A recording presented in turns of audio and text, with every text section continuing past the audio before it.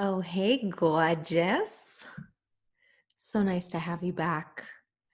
Today, we're going to be talking about why are we so afraid of intimacy and what are the implications that this long-standing collective fear has had upon us. This is something that I have felt very challenged by in earlier parts of my life, and shit, there are still moments today where I feel afraid to be seen by someone or afraid to be known. And so, what's at the core of this fear of intimacy? Well, for most of us, there's a fear of judgment, there's a fear of rejection, there's a fear of loss of love.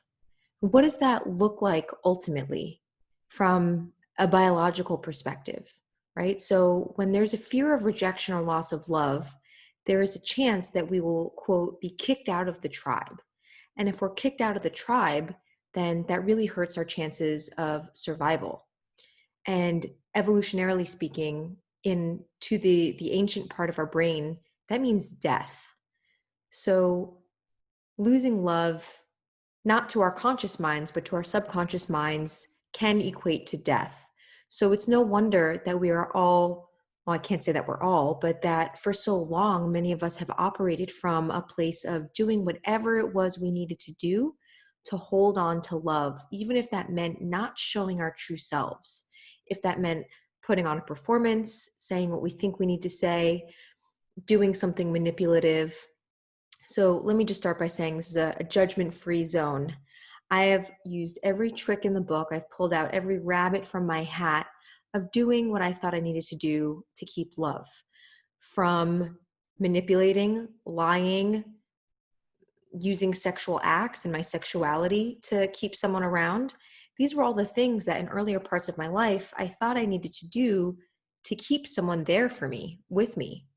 And I recount it now with a lot of neutrality, but when I looked back on those times in my life, it felt heartbreaking that that was the impression I had, that that was at some point in my life what I had learned I needed to do in order to be in relationship and to receive love.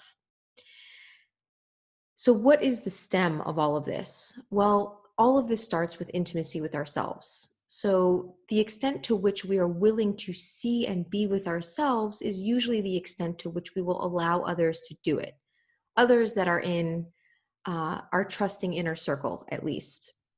And so, the extent to which we can see ourselves, be with ourselves, no matter what comes up, no matter what kind of day we're having, how we're feeling, what thoughts are trickling through our minds, how our faces or bodies look, how we smell, how we sound, what we said, what we did or didn't get done that day.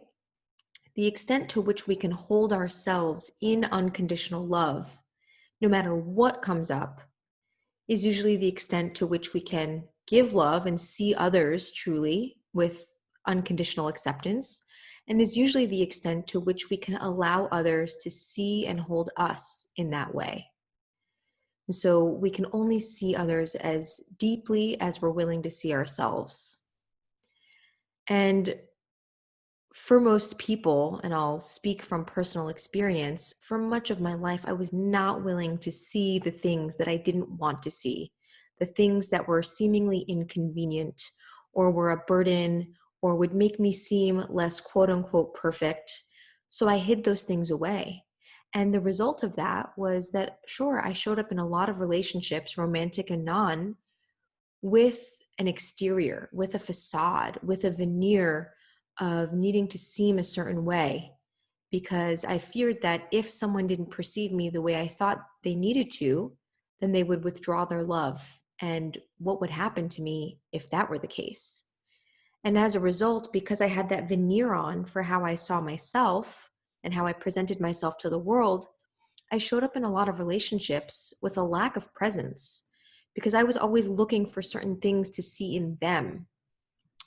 And because I wasn't truly there for myself, I wasn't truly there for others, not past romantic partners, family, friends, etc.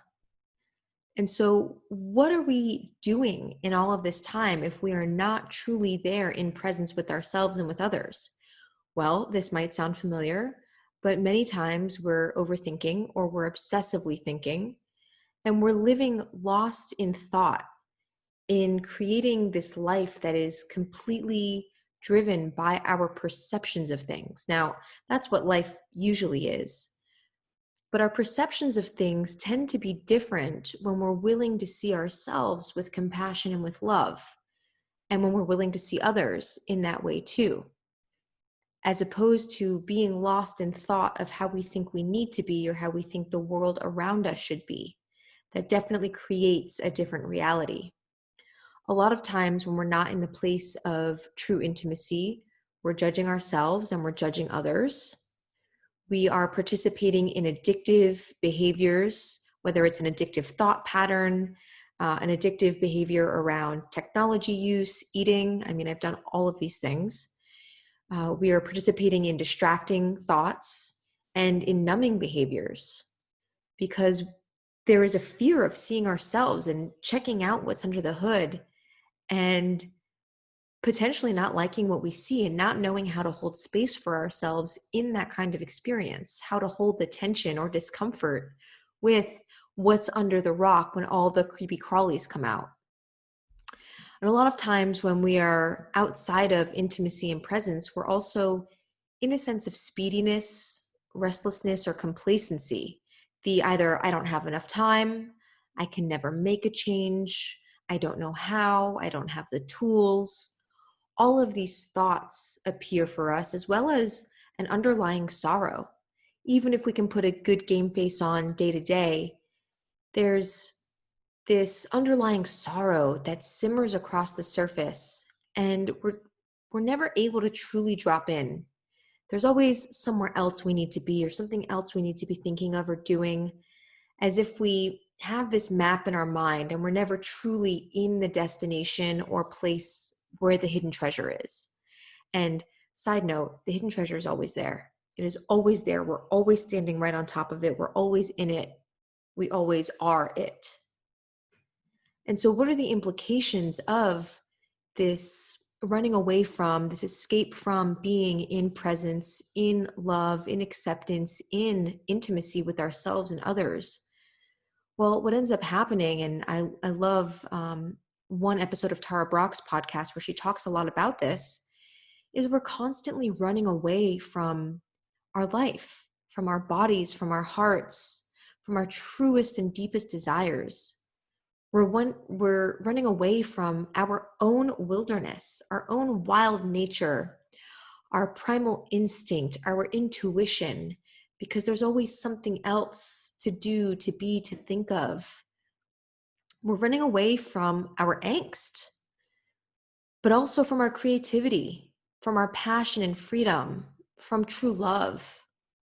This is a place of disconnection and separation that ails so many people, and that I have experienced for most of my life without even knowing it. And so the question I come here today to ask, and that I ask often in my life, is what do we do about this? What do we do about the disconnection and separation that we're creating that is not inherently there, by the way? It is only there when we place the roadblock in the way. And so how do we simply remove the roadblock so that the natural state of love and joy and pleasure and ease and flow can be present for us? So, I have a number of practices that I keep, but I want to share some really simple ones that you can do right now. First one is hug someone. And I know we are in challenging times, so if there's no one available for you to hug or to be hugged by, then hug yourself. I often wrap my arms around myself and hold myself there, and I'm doing this now with right arm over left, and then I switch and do left arm over right. And I just grab my arms and grab my shoulders. And I feel what it's like to have a real person in my arms and what it's like to be held.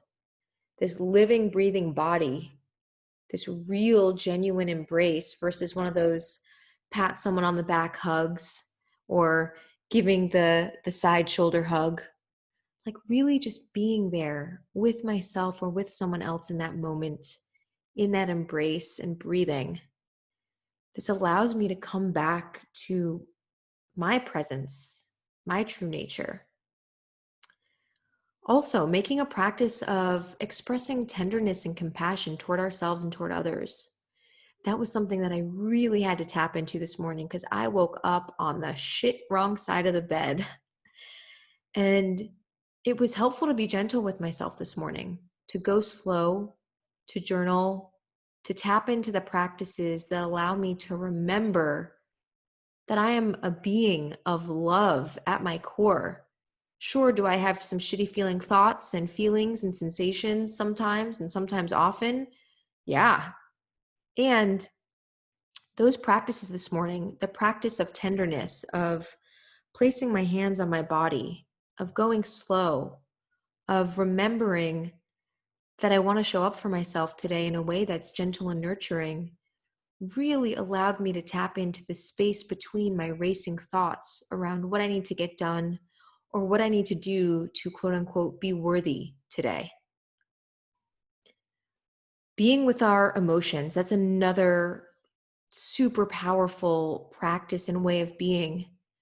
Even if it means being with the feeling of sadness or discomfort or angst or grief or anger or joy or orgasm or elatedness, fully in that experience for 10 to 15 seconds,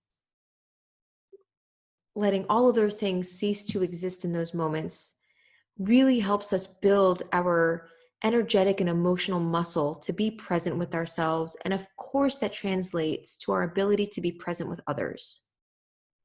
So holding that tension or that feeling there can allow us to build on it so that we can build the capacity for presence and acceptance. I love a daily being with myself practice. And that means finding some way, whether it's a meditation or a moment to moment choice for presence, paying attention to the moment on purpose. And it doesn't matter for how long, but just creating a regular rhythm of pausing and reconnecting. That's what counts the most. So let's try it for a moment, even for 10 seconds. Just allow your face to soften. Notice what expression you might have been holding. Take a deep breath in, expanding the belly out.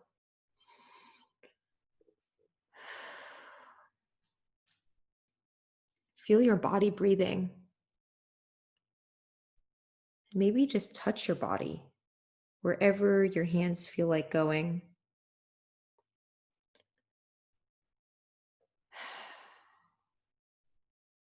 And just being with whatever's coming up for even the next 10 seconds.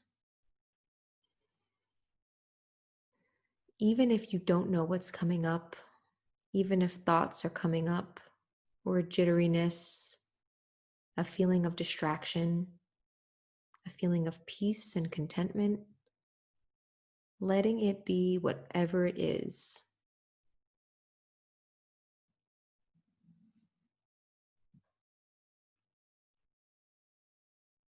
And when you've noticed that, if it feels good, letting a smile turn up onto your lips, because you fucking did it. Talk about presence and just being with whatever happened to be there for you.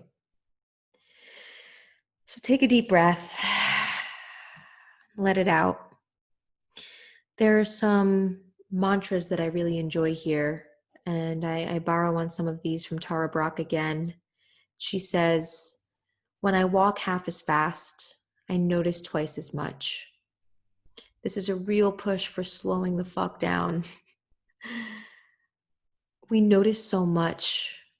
My partner Ani and I were talking about this yesterday as we were out on the river in Austin, Texas. We were like, what if we just had all of our strategy meetings here?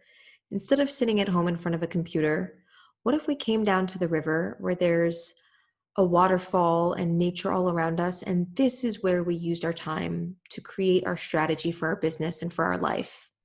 Imagine what other things would appear real for us or appear as options if we slowed down, right? Would we notice twice as much? Would there be twice the availability of amazing creative ideas? So we're going to give it a try.